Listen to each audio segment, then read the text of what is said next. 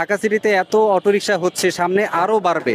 হ্যাঁ, আরো বাড়বে। তখন তো আপনাদের চলাচলে আরো সমস্যা হয়ে যাবে। সমস্যা সেই হবে। ক্ষেত্রে এটা সমাধানে আপনি আপনার বুদ্ধিটা কি বা আপনার পরামর্শ কি?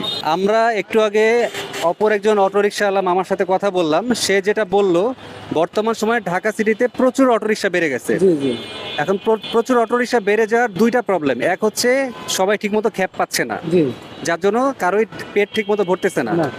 আর দুই হচ্ছে আরেকটা জিনিস যেটা দেখা যাচ্ছে, কিছু অটোরিকশা আলারা ঢুকছে, যারা শহরে ঢুকে কাউকেই মানে না, এরা চরম বেয়াদবি করতেছে, বেয়াদবি করে। বড় বড় গাড়িওয়ালাকে থ্রেট দিচ্ছে, এই জাতীয় সমস্যা হচ্ছে। এই নিয়ে আপনার কি মন্তব্য? আমার মন্তব্য হলো কি, অটোওয়ালার যারা ভেহিকেল যারা চালক তারা চালাতে পারতেছে না। নতুন নতুন লোক আসে গ্যারেজওয়ালারা মনে করেন যে অটো দিয়ে দেয়, আর রাস্তাঘাটে এসে মনে করেন যে রং সাইডে যাইয়ে আরো মনে করেন তাফালিং করে জাম বাঁধে ফেলে। এই জন্য অটো যারাই দিক তারা মনে করেন যে আমার মতো হলো কি, যে ভালো চালক তাকে দিলি পারে তাহলে অটোর সংখ্যা কমে যাবে। যে চালক না, নতুন নতুন লোক মনে করেন যে একজনটা দিয়ে দেয়। আর মনে করেন যে অটোওয়ালারা এরকমই মনে করেন যে কিছুদিন আগেই যে কোনো জায়গায় যায়, আমরা সেই জায়গাতে আমাকে দাঁড় করে খেদাই দেয়। কি কারণে? ওই নতুন নতুন লোকের কারণে। অটোও বেশি, আমরা ভাড়া পাই না, ঠিক মতো যাত্রী পাই না। আর ভালো ভালো ড্রাইভার মনে করেন যে যাত্রী পাই না। আচ্ছা, এখন আপনি আমাকে বলেন, এখন এই যে ঢাকা সিটিতে এত অটোরিকশা হচ্ছে, সামনে আরো বাড়বে।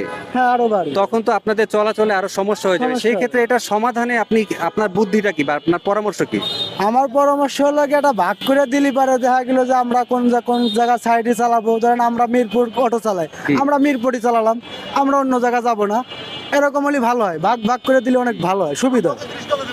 আবার মনে করেন যে প্রতিটা থানায় থানায় দিলি পারে, থানা ভাগ করে দেবে।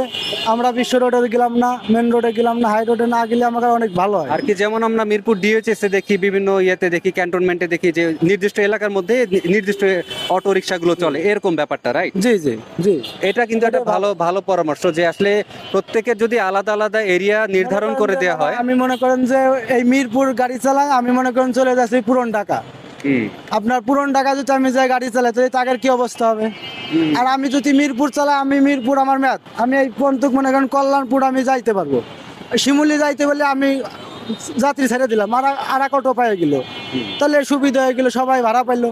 এরকম ভাগ করে দিলে অনেক ভালো হয়, সুবিধা হয়। এটা খুবই ভালো একটা কথা বলেছেন। আমরা অলরেডি দুজনের কাছ থেকে এই বিষয়টা জানতে পারলাম, এবং তাদের দুজনের কথাই খুবই লজিক্যাল, খুবই সুন্দর তারা পরামর্শ দিয়েছে। সো আশা করি এই বিষয়গুলো বাকিরা খেয়াল করবেন এবং যারা মূল কর্তৃপক্ষ তারা এই বিষয়টাকে বিবেচনায় রাখবেন।